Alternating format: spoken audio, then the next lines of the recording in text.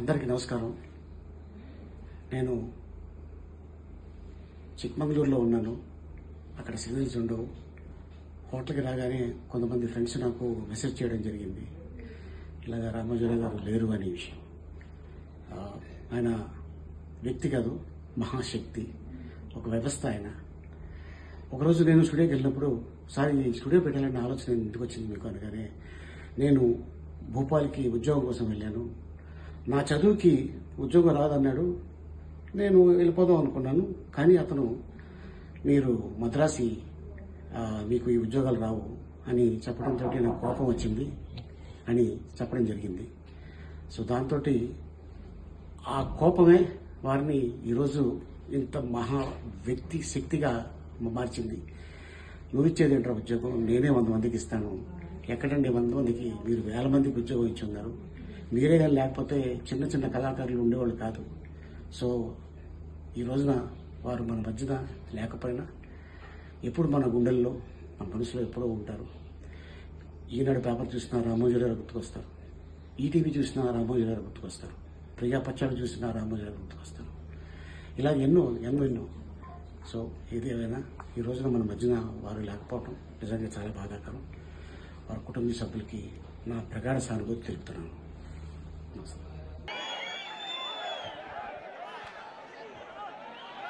Hello పెద్ద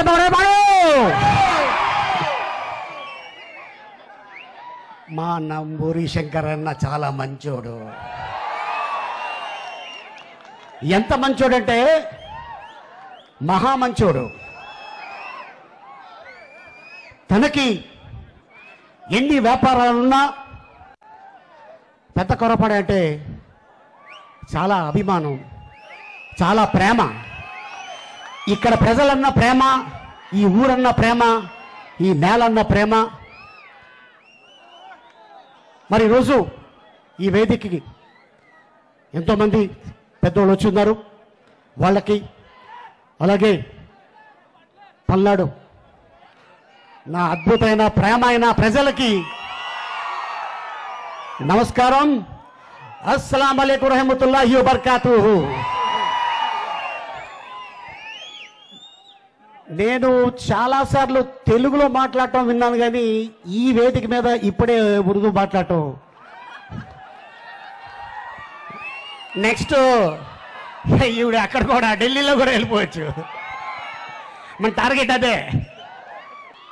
పల్నాడు ఏరియాలో మన ఎస్సీ సోదరులు, మన బీసీ సోదరులు, మన ఎస్టీ సోదరులు, మన మైనార్టీ సోదరులు అందరూ ఉన్నారు. వాళ్ళ కోసం నువ్వు వెళ్ళాలి, నా కోసం నువ్వు వెళ్ళాలి, నా ఎమ్మెల్యేల కోసం నువ్వు వెళ్ళాలి అన్నా. తప్పకుండా వెళ్తా. ఎందుకంటే అమరావతి అంటే, నేను ఈ ఊర్లో చైల్డ్ ఆర్టిస్ట్గా జూ లకటక అని ఒక సినిమా షూటింగ్ చేశారు. ఇక్కడ మీ అందరికి తెలిసే ఉంటుంది. విజయబాబు రెడ్డి గారు దర్శకత్వంలో, రాజేంద్ర ప్రసాద్ అన్న హీరోగా. అప్పుడు నేను చైల్డ్ ఆర్టిస్టు. ఈ ఊరు వచ్చిన తర్వాత ఒక చెరువు దగ్గరికి తీసుకెళ్ళాడు ఒక ఫ్రెండ్ పొద్దున్నే. ఎందుకు అడగరా? మీకు తెలుసు కదా, నేనేం చెప్తాను. అది చాలా బాగుంది. నేను ఎందుకంటే నేను అప్పుడు చెన్నైలో ఉండేవాడిని. మాది రాజమండ్రి అయినా గోదావరి అంటే చాలా ఇష్టం, ప్రేమ, అభిమానం. నేను ఎక్కడికి వెళ్ళినా కూడా చాలా గొప్పగా చెప్పుకుంటా, ఆంధ్రప్రదేశ్ బిడ్డని నేను చాలా గొప్పగా చెప్పుకుంటా. కానీ నేను తక్కువ చదువుకున్నా కూడా 6 భాషలు చాలా అనర్గళంగా మాట్లాడగలను. తెలుగు, తమిళ్, హిందీ, మలయాళం, కన్నడ, ఇంగ్లీష్. మరి ఎలాగ ఇవన్నీ నేర్చుకున్నావు అంటే, ఇలాంటి గొప్పోళ్ళు మాట్లాడటం వల్ల వీళ్ళు ఏం మాట్లాడుకుంటున్నారో తెలుసుకొని నేర్చుకున్నాను. మన పిల్లలు ఇంగ్లీష్ నేర్చుకోకూడదా? అరే నాయన, ఆంధ్రప్రదేశ్లో ఉంటే తెలుగు మాట్లాడాలి, తెలంగాణ వెళ్తే తెలంగాణ భాష యాస మాట్లాడాలి. మనం తమిళనాడు వెళ్తే తెలుగు మాట్లాడుతుంటే ఆడు మొహంలో మొహం పెట్టి చూస్తుంటాడు, ఏం మాట్లాడుతున్నాడు రా ఈడని. మరి అక్కడ తమిళ మాట్లాడితే, ఓహో ఈడు మనోడే, ఏంటి శంకర్రావు గారు ఇల్లా, ఇప్పుడు పో அந்த பக்கம் போ, அந்த வீடு தான் శంకర్ వీడు అంటుంటారు. మరి కర్ణాటక వెళ్తాం, అన్న హెల్లి ఇంది అడ్రస్ అంటే అప్పుడు వాళ్ళు చెప్తారు. అదే బాంబే వెళ్ళామనుకోండి, భైసాబ్ ఈ అడ్రస్ కిదర్ హే అలే. మరి ఇక్కడ ఫ్లైట్ ఎక్కాం, అమెరికాలో దిగాం, అక్కడ తెలుగు మాట్లాడితే నడుస్తుందా? నడవదు. ఏం నడుస్తుంది అక్కడ? ఇంగ్లీష్ నడుస్తుంది. సో మన పిల్లలు ఎప్పుడు కూడా, నేను చాలాసార్లు అడుగుతుంటాను, మీ అబ్బాయి ఏం చేస్తుంటాడండి? చాలా ఏరియాల్లో మా అబ్బాయి మెకానిక్, మా అబ్బాయి పంచర్లు వేసుకుంటాడు, మా అబ్బాయి టైలరింగ్ చేసుకుంటాడు, మా అబ్బాయి ఇంకేదో హోటల్లో పని చేసుకుంటున్నాడు. ఇక జీవితాంతం అంటే ప్రపంచం మారుతుంది, ఇంకా మనం కూడా మారకూడదా?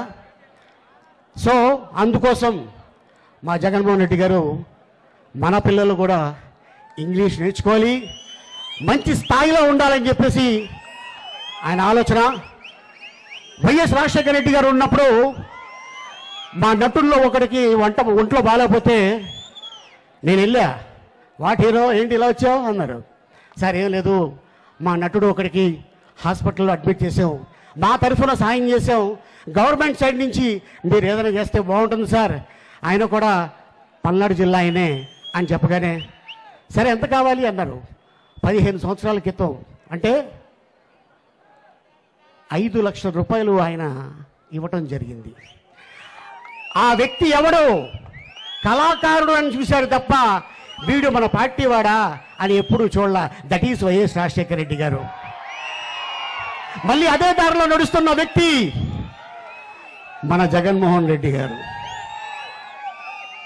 ఒక 5 నెలల క్రితం తిరుపతి వెళ్ళా, ఆయన ఏ పార్టీకి సంబంధం లేని వ్యక్తి పేద పిల్లలకి హెల్ప్ చేస్తున్నాడంటే, అన్నా మీరు చాలామందికి హెల్ప్ చేస్తుంటారు, మీది మంచి మనసు కాబట్టి నేను చదువుకున్న ఈ స్కూల్లో పిల్లలకి బెడ్స్ కావాలంటే నేను స్పెండ్ చేస్తున్నా, నేను ఖర్చు పెడుతున్నా, మీరు వచ్చి అది రిబ్బన్ కట్ చేస్తే బాగుంటుంది అని అనగానే తమ్ముడు తప్పకుండా వస్తాను అని వెళ్ళటం జరిగింది. అక్కడ ఒక పాత్రికేయ మిత్రుడు ఒక మాట అన్నాడు, ఏమండి మీ జగన్మోహన్ రెడ్డి గారు మాకు స్థలాలు ఇస్తున్నారు, ఎప్పుడు ఇస్తారు అని అడిగాడు ఆయన. నాయనా ఆయన మాట తప్పడు, మడం తిప్పడు. ఇవ్వటంలో కొద్దిగా ఆలస్యం అవుతుంది కానీ తప్పకుండా ఇస్తారన్న 4 రోజుల క్రితం 11,000 మంది పాత్రికేయ మిత్రులకి స్థలాలు ఇచ్చారు. That is YS Jaganmohan Reddy. మనిషికి 10 సమస్యలుంటే దాంట్లో 9 సమస్యలు ఏంటి? నవరత్నాలు. ఆ 9 సమస్యలు తీర్చిన ఏకైక నాయకుడు ఈ భారతదేశంలో ఉన్నాడంటే only one YS Jaganmohan Reddy గారు. చూడండి, ఇప్పుడే చెప్తున్నారు 20 షాదీఖానాలంట. మామూలుగా మాట అండి ఇది. మైనార్టీస్కి రాష్ట్రంలో ఎవరు చేయలా, ఒక శంకర్ అన్న చేశారు. ఇక్కడ ఒకటి అనుకుంటున్నాను, మరి ఏంటి మరి అంటాడేనా ఆయన. అవునా, సరే వచ్చి ఇచ్చేస్తా అంటుంటాడు. సో అట్టాగా జరుగుతుంది. All the best. సో ఇంత అద్భుతమైన అవకాశం కల్పించిన పల్నాడు ప్రజలకి ధన్యవాదాలు తెలుపుకుంటూ సెలవు తీసుకుంటున్నా. జై జగన్, జై జగన్, థ్యాంక్ యూ.